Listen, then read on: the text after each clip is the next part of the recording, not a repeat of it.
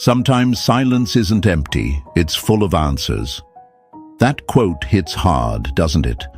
Because deep down, some of you are living in that silence right now. You're staring at the screen, waiting for that message that never comes. You're refreshing the chat thread like it holds the secret to your worth. And when it stays quiet, you start writing your own story of rejection. You assume they've moved on, that you never mattered, that their silence is their final goodbye. But my friends, what if I told you you've been lied to? See, we've been trained to believe that silence is the same as disinterest, that when someone doesn't speak, they don't care, that when they go quiet, they've stopped feeling.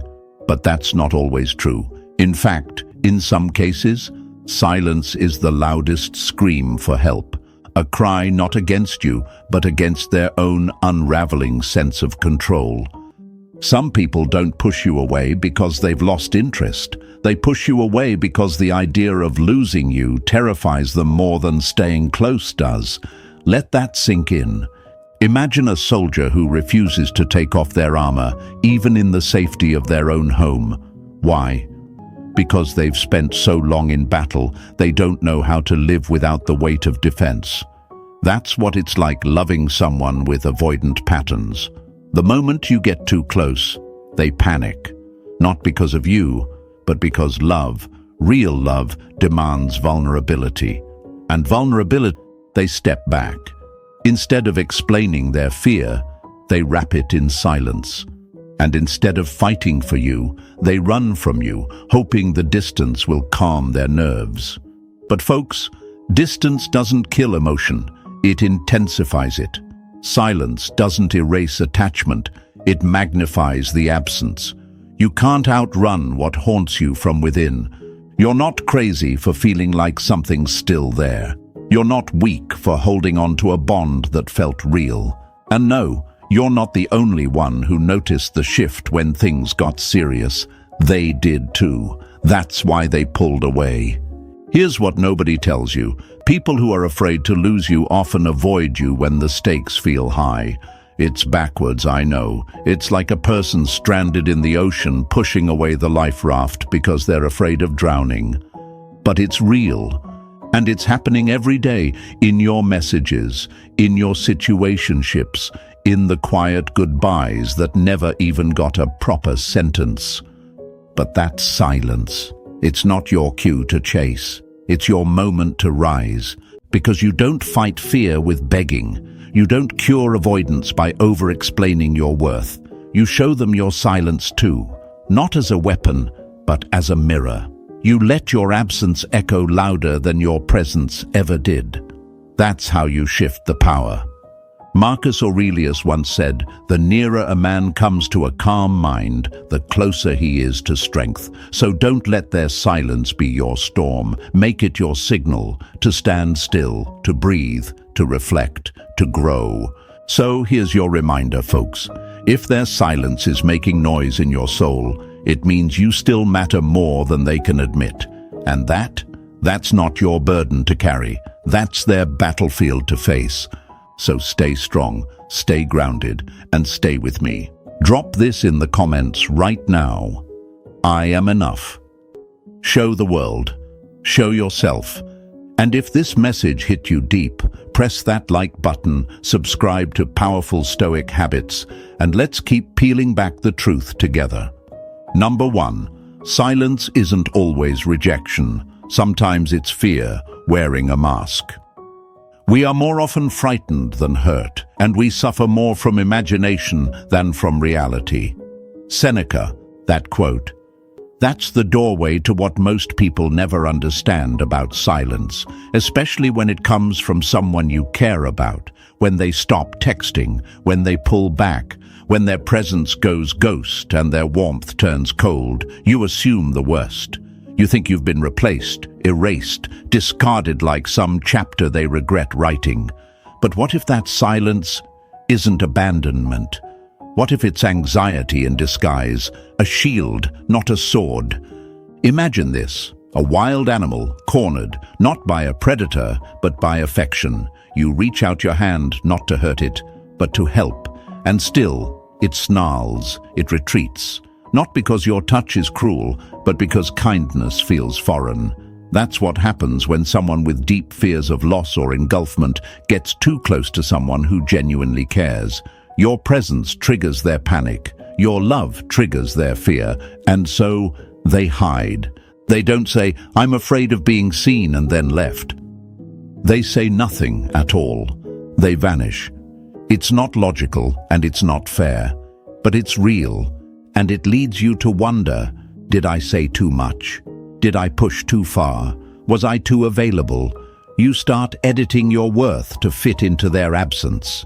You believe their silence is evidence of your mistake, but that belief is a lie, a powerful one the anxious heart loves to repeat.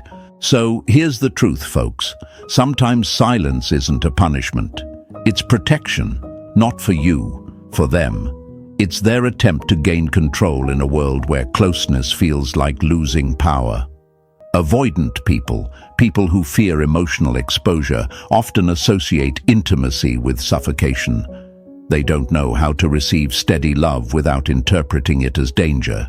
So they back off, not to hurt you, but to survive themselves. This silence, it's not about you being too much. It's about them not knowing how to handle enough. They've built internal systems that reject the very thing they crave. Because growing up, perhaps love came with conditions. Maybe vulnerability was punished, or needs were ignored. So now, as adults, they react like that wild animal, guarded, paranoid, hyper-independent. And you, unknowingly, become the trigger. When someone pulls away, we often chase. It's instinctual. We think, if I just show them more love, they'll feel safe. If I explain myself, maybe they'll understand. If I stay present, maybe they'll come back. But let's pause that thought right here. Because what if your chasing isn't seen as care, but as pressure? What if your explanation becomes noise to someone trying to turn down the volume of their emotions? What if your presence, your consistency, feels overwhelming to someone who isn't ready to be seen? That's the hard truth. They may not ghost you out of cruelty. They may ghost you out of fear. Fear of not living up to your expectations. Fear of being exposed. Fear of being loved deeply and then abandoned. So they sabotage it early, before you get the chance. But here's the power in all this. You don't have to internalize their fear. You don't have to shrink because someone else couldn't handle your light. You don't have to dull yourself just because their eyes weren't ready. Their silence. It's not your reflection, it's their mirror. And maybe, just maybe, they're afraid of how much they care. Because that would mean giving up control. That would mean trusting someone other than themselves. And for someone who equates closeness with chaos, that's terrifying. Marcus Aurelius said, "If you are distressed by anything external, the pain is not due to the thing itself, but to your estimate of it." That silence you're hearing right now, it only hurts because you've told yourself it means rejection. What if you told yourself a new story? One rooted in calm observation, one rooted in self-worth. Let them have their silence. Let them figure out their fear. Your role is not to fix their inner chaos with your clarity. Your role is to honor yourself in the storm. Stand firm, stay grounded, and remember this: someone else's inability to speak doesn't mean your voice has no value. So right now, in the comments, write this: "My worth is not measured by their silence."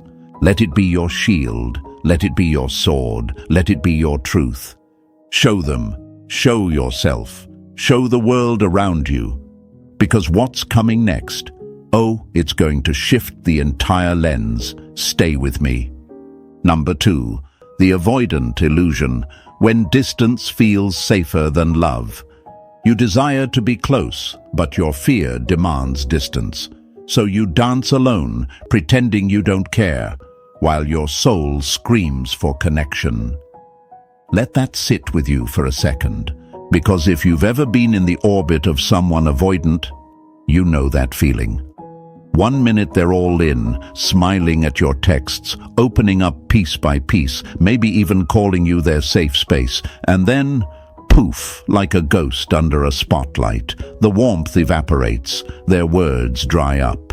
The silence becomes deafening, and you're left wondering if you made it all up in your head. But you didn't. That pullback, that shift, that confusion in their eyes when things start to get serious.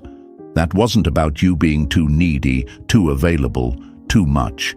That was them reaching the edge of their comfort zone, and instead of stepping closer, they ran. Because for some people, closeness feels like a threat, not a gift. You see, folks, avoidance, whether they realize it or not, aren't wired to receive love easily. They crave it just like the rest of us, but when it finally shows up, it sets off alarms in their mind. What if I lose myself? What if this becomes overwhelming?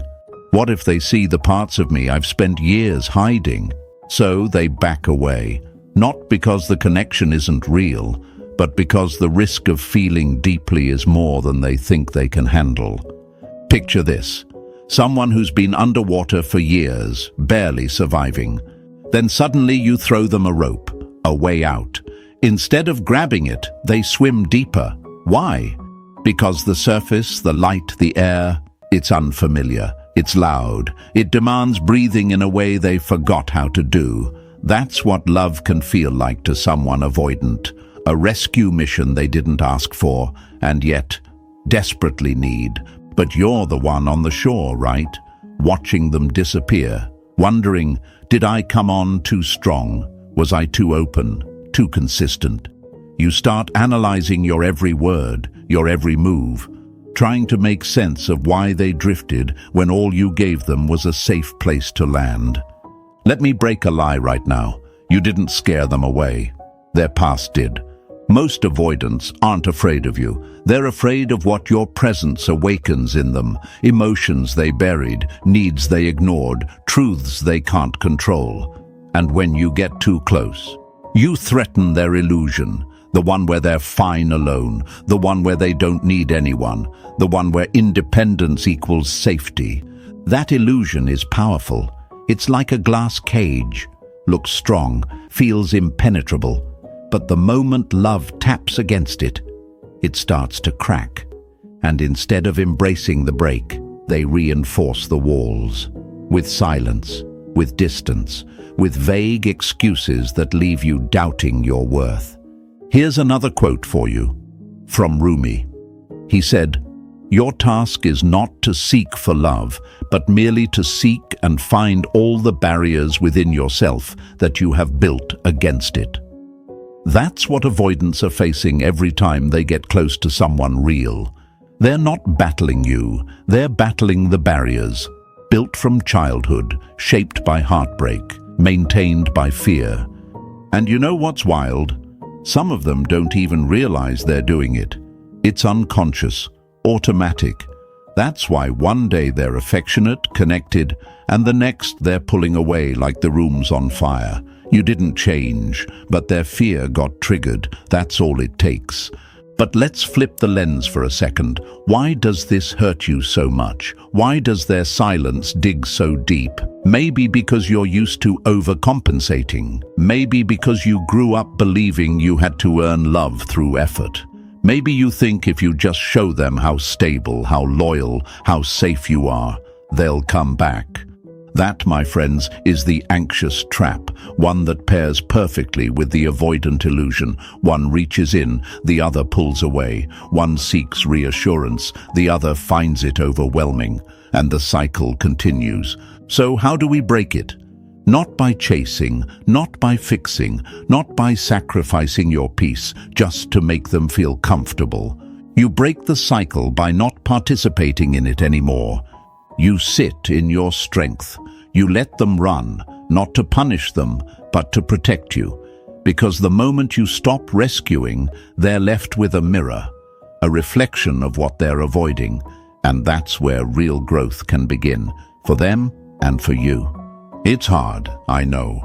Watching someone you care about distance themselves when all you offered was love. It makes you question everything, but don't let their patterns convince you to abandon your own value. You are not too much. You are not too intense. You are not too emotional. You are too real for someone who hasn't yet learned how to face themselves, and that's not your fault. So if you're sitting in their silence right now, feeling the weight of confusion pressing against your chest, breathe. This isn't the end. It's an awakening. An awakening that teaches you to stop begging for breadcrumbs in a feast you helped prepare. An awakening that reminds you that you don't chase those who hide. You honor those who stay. An awakening that pulls you out of the illusion and plants you in the truth. You are not the problem. You are just the trigger. So write this in the comments right now. I will not chase confusion. Let that be your declaration. Show them, show yourself, show the world around you. Because in the next part, we're diving even deeper into the truth behind that silence and what happens after the pullback. Stay with me. Number 3. The closer you get, the harder they flinch. Intimacy as a threat. To love at all is to be vulnerable. Love anything, and your heart will be wrung and possibly broken. Let that quote sink in, my friends, because this is the battlefield that most people never talk about. Not the war between two people, but the war happening inside someone the moment they feel loved, seen, chosen. It sounds beautiful, right? To be chosen, to be accepted, to be loved. But for someone who's spent most of their life trying to control every inch of emotional risk, that kind of closeness doesn't feel like love. It feels like exposure. And exposure feels like danger.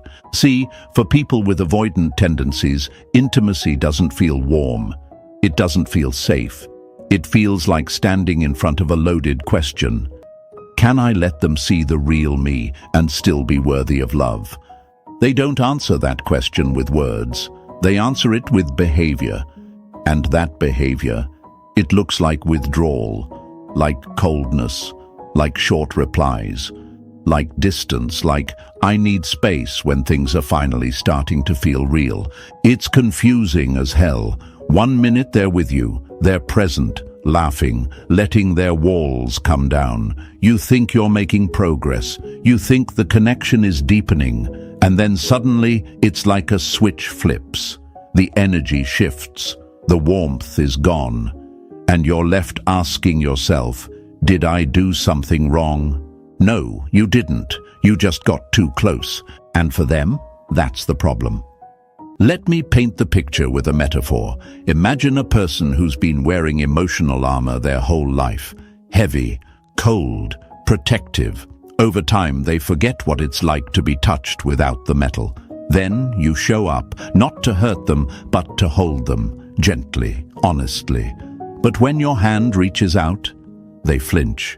Not because you're the enemy, but because they don't know how to not be defended. That's what love feels like to someone who's learned to fear it. It's not comforting, it's confronting. It doesn't soothe them, it shakes them, because now they're vulnerable, now they're seen. And now, there's something to lose. That's the part people don't understand about avoidance. They're not emotionally dead. They're emotionally overwhelmed. They feel just as deeply, but they suppress it harder. Because their past has taught them one brutal lesson. If you get too close to someone, you will either be abandoned or consumed. So when you show them real intimacy, safe, consistent, soft intimacy, it breaks the script in their mind. The old story, the one that says, you're only safe when you're alone, and they panic, they retreat. Not because they don't like you, but because they're terrified that liking you means losing themselves. And you, standing there in the silence, think their absence means rejection. You think it means you weren't enough. But my friends, sometimes their silence is not a no, it's a freeze. A full-body emotional shutdown. This is what I call the intimacy threshold. It's the invisible line they hit when things get too real, too consistent, too emotionally charged, too secure. And instead of walking through that threshold with you, they stand on the edge and turn around. Because what's on the other side of that door isn't just love, it's surrender. And they don't know how to do that without feeling like they're giving away their identity. That's what makes love feel dangerous to them. Not because of you, but because of the version of themselves they've never truly met. And here's the kicker, many of them won't even admit this. Not to you, not even to themselves. They'll rationalize it. I'm too busy. I'm not ready. Something just feels off. And you'll be left in the dark trying to decode a puzzle that was never about logic in the first place. It was about fear. So what do you do when someone flinches at your love? You don't chase, you don't shrink, you don't beg them to come back into the warmth. Because doing that only affirms their fear that closeness equals pressure and love equals loss of control. Instead, you hold your position, you stay grounded, you say, I'm not here to fix your fear, I'm here to honor mine. Because you deserve a love that doesn't treat your presence like a threat. You deserve a connection that doesn't run the moment things get deep. You deserve someone who doesn't flinch when you offer your heart with both hands. Marcus Aurelius said, "The best revenge is to be unlike him who performed the injustice." And in this case, the best way to heal is not to mirror their fear, but to embody your peace. You don't become avoidant just because they were. You stay consistent, not for them, but for you. Let them go silent. Let them run if they need to. That's not your cue to collapse. That's your cue to remember who the hell you are. To remember that love doesn't beg, that real power doesn't chase. It stands still and glows. So if you've ever felt like your love scared someone off, I want you to stop blaming your depth.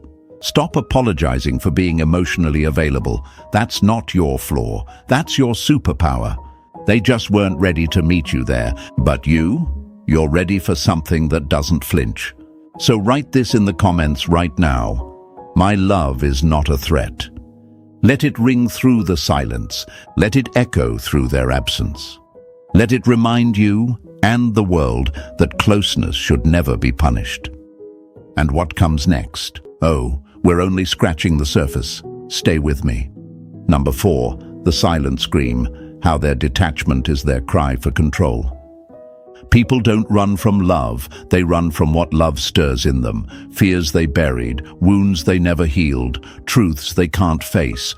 And that's the heartbeat of emotional detachment. It's not apathy, it's not indifference, it's not they don't care. It's often a silent scream for control, a desperate grasp at order in a world where connection feels like chaos. Let's get brutally honest for a second, my friends. When someone detaches from you, pulls back, stops texting, turns cold, most of us feel abandoned. We assume the worst. We think, I must have done something wrong. We replay every conversation, every moment, every message. We chase patterns. We dig through silence like it's a graveyard for answers. But what if I told you their distance isn't always about you? What if their withdrawal is actually about them trying not to drown? Picture someone trying to hold themselves together with duct tape and denial. They've built a whole life on self-protection. They've convinced themselves that being close to others equals being vulnerable, and being vulnerable equals being out of control.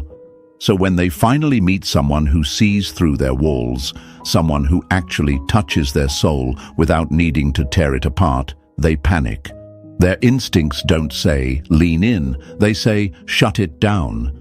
You feel their absence. You think it's personal. You think it's about your worth. But you're not the trigger. You're the mirror. They don't detach because you're not lovable. They detach because your presence reflects parts of themselves they're not ready to face. Their fear of being known, their fear of being needed, their fear of needing you. Avoidance, whether dismissive or fearful, need to control the emotional climate of their world. Love threatens that control. Love says, let go. Love says, be seen. Love says, stop pretending you don't care. and they don't know how to respond to that without feeling like they're about to lose themselves. So they retreat into silence, not to escape you, but to escape themselves. Let's use a metaphor. Imagine someone who's been sitting in a quiet room their entire life. No noise, no emotion, just stillness. Suddenly, you walk in with music. Real music. Loud, vibrant, full of rhythm and emotion. To you, it's beautiful. To them, it's overwhelming. It's noise. Not because the music is bad, but because they never learned how to dance. That's what your connection did. You introduced sound into their silence, feeling into their numbness. And instead of swaying with you, they covered their ears. They'll say things like, "I just need time. I don't know what I want. I'm confused." But the truth is, they're terrified. Terrified of what they feel. Terrified of needing you. Terrified that if they let go of their control, they'll spiral into something they can't handle. And here's where most people fall into the trap. You try to fix it. You try to reassure. You try to make them feel safe by doing more, saying more, being more available. But every step you take forward makes them take one step back. Because in their mind, emotional closeness equals emotional suffocation. So your love, instead of feeling like a comfort, starts to feel like a threat. And that's the trap. The harder you try to hold on, the more they slip through your fingers. Not because they don't care, but because they don't know how to let themselves be held. Folks, this is not a villain story. This is a fear story. This is about people who've learned that the only way to protect themselves from loss is to never fully engage, to never give their whole heart, to always have one foot out the door. And that's why detachment becomes their default setting. But here's the thing, detachment isn't peace. It's a performance. It's a way to feel in control when everything inside them is screaming. They act fine. They move on quickly. They post like nothing happened. But silence isn't stillness. Silence is a language. And that silence, that's them trying to rewrite the narrative in their favor. If they stay detached, they don't have to admit how much they cared.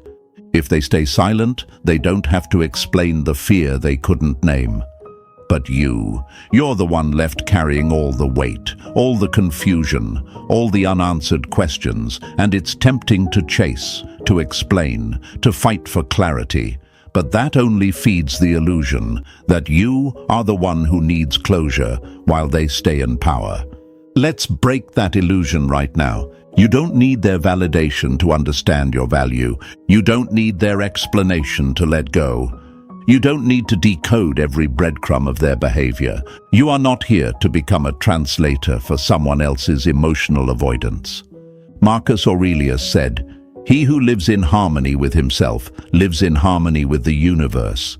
So your job now isn't to chase their clarity. It's to protect your peace. Let them scream in silence. Let them find control in distance. You don't have to follow them into the fog, because the truth is, they're not as detached as they look. It's a mask, a coping mechanism. And the more you stay grounded in your own worth, the more that mask begins to crack. But you won't see it if you're busy trying to fix them. You'll only see it when you pull back and let the silence echo. So if you're watching this and your heart feels like it's in limbo, if you're staring at messages that never came, if you're wondering whether their silence was a decision or a defense, this is your moment. To stop spiraling, to stop overthinking, to stop chasing someone who's terrified of being caught. Write this in the comments right now. I will not beg for clarity. Let that be your sword, your boundary, your rebirth.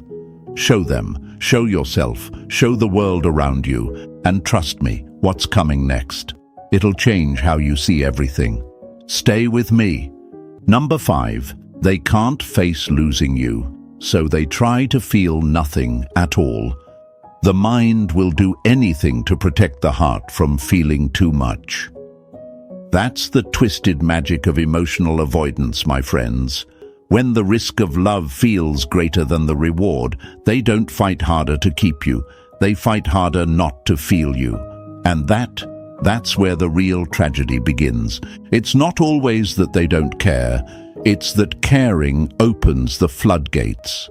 And to someone who spent years building emotional dams, that flood feels like death. So instead of leaning into the ache, instead of letting themselves feel the weight of losing you, they numb it. Not with substances, not with obvious distractions, but with detachment, with cold logic, with silence, with pretending you were never that important to begin with. But deep down, something inside them is shaking, because love was never supposed to feel this vulnerable. Love wasn't supposed to make them feel out of control. You weren't supposed to become something they'd fear losing. But you did, and now, rather than face that fear, they retreat, not to forget you, but to protect themselves from you. Let me put it like this. Imagine someone standing on the edge of a cliff. Below is connection, vulnerability, true love, and you're there holding out your hand, safe, open, honest, but they can't see the safety. All they see is the fall. All they feel is the fear of losing balance. So what do? They step back. They tell themselves the edge was never worth it. They convince themselves that the risk wasn't real. They pretend your hand wasn't reaching, because pretending not to feel is easier than admitting how close they were to falling for you. That's how they survive. That's how they sleep at night. By rewriting the story, by muting the emotions, by painting you as too much, or not the right fit, or just a phase. It's not truth, it's armor. And what hurts most? You know that, you feel that, you can sense that they're still holding something back, that their silence isn't peace, it's pressure, a pressure they can't show, because showing it would mean admitting the very thing they swore they'd never let happen again, getting attached. But you broke through, and they didn't expect that. So now, their only way to regain control is to feel nothing at all. They ghost, they joke, they keep it surface, they jump into something new, they act fine, but their nervous system is in a civil war. Their heart is not at peace, and the only weapon they know how to use is indifference. But indifference is not healing, it's not strength. It's not wisdom, it's self-protection, it's emotional anesthesia, it's a coping strategy masked as confidence, and here's where the lie starts to poison you. Because when they go numb, you start to question your impact. You think, maybe I imagined the connection, maybe they never felt anything, maybe I was just temporary. And let me tell you something right now, that lie stops today. You didn't imagine it. You didn't make it up. You didn't hallucinate the depth. They felt it. But feeling it meant facing parts of themselves they weren't ready for. And instead of rising with you, they froze. This is the part no one warns you about. The pain of watching someone try to erase what they once begged the universe for, just so they can feel in control again. They'll act cold, but cold isn't the absence of heat, it's the refusal to let warmth in. They'll try to rewrite you as a chapter, when in truth, you were the plot twist. And it's okay to grieve that. It's okay to hurt for what could have been. But don't carry their emotional suppression like it's your failure. You see, some people aren't afraid of commitment. They're afraid of meaning, because meaning makes them vulnerable. Meaning makes them accountable, and when they lose something meaningful, they should feel it, but they don't want to, so they bury it. Marcus Aurelius said, "Reject your sense of injury, and the injury itself disappears." But what if they are rejecting the sense of injury not to heal, but to avoid? What if their silence isn't a sign of strength, but a fear of crumbling under the weight of honesty? And that, right there, is why you cannot chase them. Because you're not just chasing a person, you're chasing someone trying not to feel. And you cannot heal someone who refuses to bleed. What you can do is feel for yourself. You can honor your sadness. You can grieve the loss. You can stand in the storm and say, I didn't run, not to get them back, but to get yourself back, to stop interpreting their detachment as your deficiency, to stop begging for emotional crumbs from someone afraid of the full meal, to stop equating their silence with your insignificance. Write this in the comments right now. I am not easy to forget. Say it like you mean it. Say it with your spine straight and your heart open. Show them, show yourself, show the world around you, and stay with me. Because what comes next? It's where the real shift begins. Number 6, let them miss you. That's when truth surfaces. The absence of your presence is often the only thing loud enough to awaken their buried feelings. Read that again, slowly. Because sometimes your silence speaks louder than every word you've ever said. Sometimes it's not your presence that brings the truth out of them. It's the moment they realize it's gone. You see, my friends, we spend so much time trying to prove our worth through staying, through explaining, through showing up. We think if we just love harder, text one more time, hold on a little longer, they'll finally see, they'll finally feel, they'll finally choose us. But people don't wake up to what they have when it's still within reach. They wake up to what they've lost. They don't hear your voice while you're still speaking. They hear the echo when the room finally goes quiet. And that's the turning point. Not when you fight to be heard, but when you stop speaking altogether. Let me give you a metaphor. Imagine a singer on stage performing for an audience that won't stop talking. They keep singing, trying to drown out the noise, trying to be heard, trying to break through the chaos with melody, but they're not listening. So finally, they stops. No big announcement, no anger, just silence. And suddenly, the audience leans in. The silence becomes deafening. The crowd finally realizes what they had been tuning out. Because sometimes silence is the only thing that demands respect. That's what your silence does. It's not a game. It's not a punishment. It's a boundary. It's the moment you stop performing for someone who kept lowering the volume on your love. Because here's the truth, if they couldn't hear you when you were near, let them feel you when you're gone. Let them sit in the void they created. Let them walk through the emptiness they tried to pretend they were okay with. Let them discover what life feels like without the consistency you offered, without the emotional safety net you kept holding under them, without your energy soothing their chaos. And here's what usually happens. At first, they feel relieved. That separation elation we talked about, that sense of freedom, that's real for a moment. But then, slowly, the high wears off. The distractions get quieter. The rebound doesn't hit the same, and what rises to the surface is not peace, it's emptiness. Because what they pushed away wasn't pressure, it was presence, and what they ran from wasn't suffocation, it was depth. That's when they remember, not just you, but how they felt with you. The way you made them feel seen, the way your energy softened their edges, the way you held space without needing to fix them. And no matter how hard they try to suppress it, that feeling doesn't die. But here's the twist, it only awakens after you're gone.